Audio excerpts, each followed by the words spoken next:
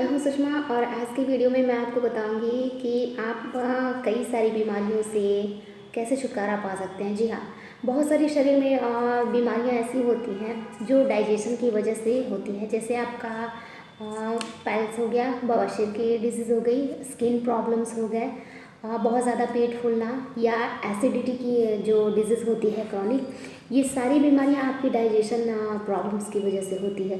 तो अगर आप अपने डाइजेशन को कम्प्लीटली ट्रीट करते हैं या रेगुलरली एक्सरसाइज और होम रेमेडीज़ के ज़रिए अगर आप उससे बिल्कुल इम्प्रूव करके रखते हैं तो इन सभी बीमारियों से आपको बिल्कुल छुटकारा मिल सकता है। जी हाँ, तो चलिए वीडियो को शुरू करते हैं। देखिए, इसमें सबसे 3 चीज़ों का जो है ध्यान रखना बहुत ज़रूरी है।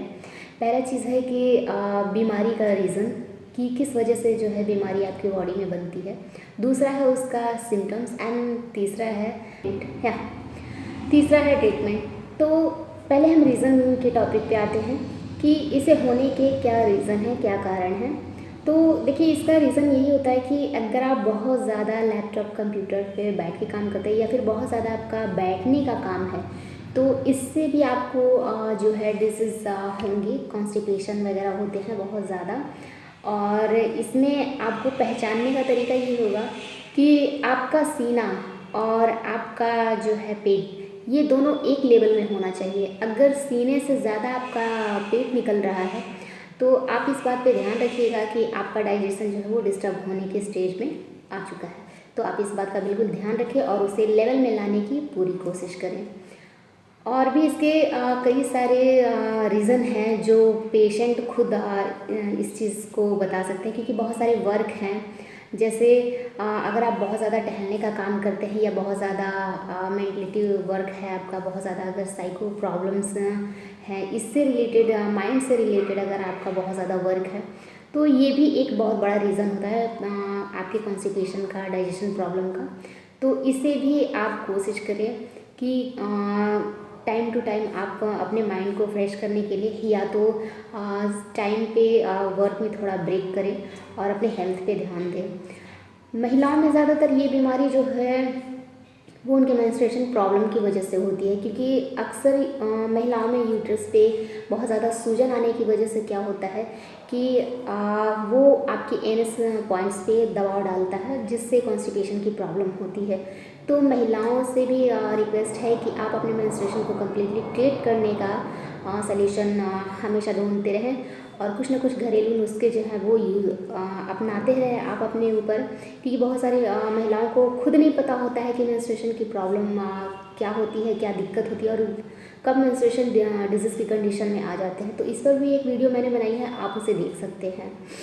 चलिए अब इसके ट्रीटमेंट की बात करते हैं, सिम्टम की बात करते हैं, क्योंकि जब आपको कॉन्स्टिपेशन या डाइजेशन की प्रॉब्लम होगी तो आपकी बॉडी में क्या क्या सिम्टम आएंगे। सबसे पहली बात तो ये आएगी कि आपको भूख लगना कम हो जाएगा, क्योंकि जब आपका पेट पूरी तरह क्लीन ही नहीं होगा तो आपको भूख लगने का कोई मतलब सवाल ही नहीं उठता है। और इसके बाद आपका जो है पेट निकलना भी शुरू हो जाएगा, अचानक से वज़न बढ़ना भी शुरू हो जाता है। या फिर बहुत लोगों को अगर इससे प्रॉब्लम्स जो होती है, मैं वो बता रही हूँ कि प्रॉब्लम्स में ये होगा कि हमेशा आपको गैस की प्रॉब्लम रहेगी, गैस बनना आपको हमेशा रहेगा, पेट में दिक्कत, और सर में दर्द या भारीपन भी अगर आपको होता है तो ये सर की प्रॉब्लम आप इसे मत समझें। बहुत सारे लोग हैं कि ये मिस्टेक समझ लेते हैं कि सर में दर्द है या सर में भारीपन है तो वो डॉक्टर के पास जो है सर के इलाज के लिए जाते हैं। ऐसा अक्सर ज़्यादा कॉन्स्टिपेशन होने की वजह से जब आपको गैस की प्रॉब्लम होती है तो ये गैस जब सर पे चढ़ता है तो इसकी वजह से भी ये सर में प्रॉब्लम आती है। तो सबसे पहले आप अपने कॉन्स्टिपेशन को ट्रीट करें, इससे आपका जो है सर की प्रॉब्लम बिल्कुल कम्प्लीटली सही हो जाएगा। तो चलिए अब हम आपको इसका ट्रीटमेंट बताते हैं कि आपको करना क्या है। देखिए, डाइजेस्टिव सिस्टम कोई ऐसा या डाइजेशन की प्रॉब्लम जो है वो ऐसा कंडीशन नहीं कि कोई डिजीज़ है आप इसे लॉन्ग टाइम के लिए 2 महीने, 4 महीने, 6 महीने या जो भी हो सके आप मेडिसिन यूज़ कर लेंगे और ये पूरी लाइफ टाइम के लिए जो है कम्प्लीटली ट्रीट हो जाएगा, फिर से ये बीमारी नहीं आएगी। जी नहीं, ये आपकी गलतफहमी है। इसे रेगुलर करना पड़ता है, यानी कि इसमें आपको इम्प्रूवमेंट की ज़रूरत है ट्रीटमेंट से ज़्यादा। और इम्प्रूवमेंट में आपको अपने खुद के हैबिट को सुधार करना पड़ेगा। और हैबिट में यही काम आप करिए कि अगर आप मॉर्निंग टाइम में 7 और 8 क्लॉक अगर आप उठते हैं तो ये मिस्टेक आप बंद कर दीजिए कि जी हाँ, क्योंकि लार्ज इंटेस्टाइन का जो वर्क है वो मॉर्निंग में 3 से 5 क्लॉक तक होता है। तो सुबह में 3 से 5 के बीच में अगर उसका काम है और आप उठेंगे 8 बजे तो आपका डाइजेशन कभी भी सही नहीं रहेगा। तो कोशिश करिए कि सुबह जल्दी उठे। अगर आप 5 बजे नहीं उठते हैं तो 6 बजे उठिए। इसके बाद सोने का टाइम नहीं है दोस्तों, ये आपकी गलत एक हैबिट है कि आप ऐसा करते हो, तो ऐसा मत किया करिए, ओके।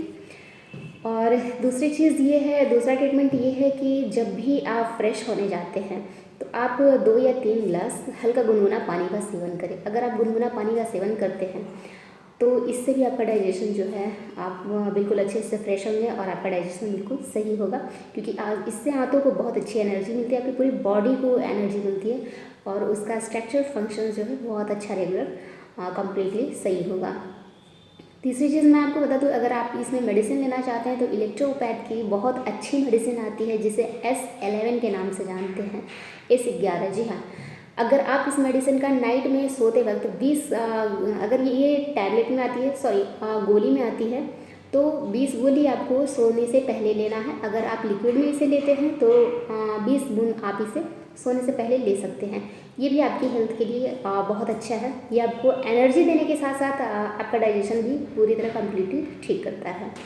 इसके बाद मैं बता दूं कि अगर डाइजेशन को आप कम्प्लीटली ट्रीट करना चाहते हैं तो आपको नियमित कम से कम 20 मिनट का एक्सरसाइज ज़रूर करना चाहिए।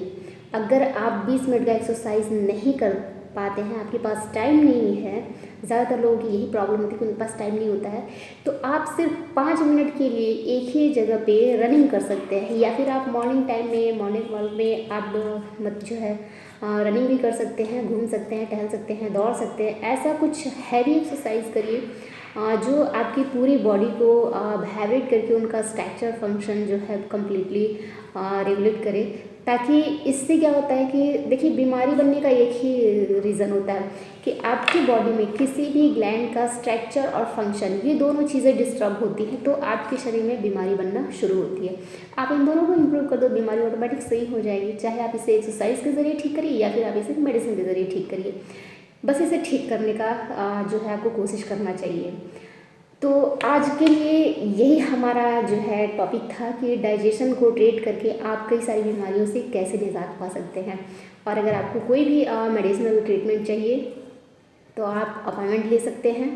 और मैं आपको बता दूं कि आपको इसमें कोई भी चार्ज नहीं लगता, सिर्फ मेडिसिन का चार्ज लगता है, किसी भी तरह का कोई चार्ज आपसे नहीं लिया जाता है। और अगर लॉन्ग टाइम से आप डाइजेशन से परेशान हैं तो आपको जो है कुछ दिन का कम्प्लीटली कोर्सली ट्रीटमेंट करना पड़ेगा और उससे आपको जो है बेनिफिट मिलेगा और रेगुलर होगा। लेकिन उसके बाद आप ध्यान रखिए कि दोबारा से ऐसी जो भी आपके मतलब मिस्टेक है आपसे होती है वो ना करिए, क्योंकि ये एक डिजीज़ नहीं है, सिर्फ आपको अपने टाइम टेबल को इम्प्रूव करना है ताकि सारी चीज़ें रेगुलर होती रहे। क्योंकि जो गलतियां हम करते हैं वही गलतियों के कारण हम बीमार पड़ते हैं। तो ऐसी गलतियों से बचें और कोशिश करिए कि वो हर वर्कआउट करें, उस हर काम को करें जिससे आप स्वस्थ रह सकते हैं।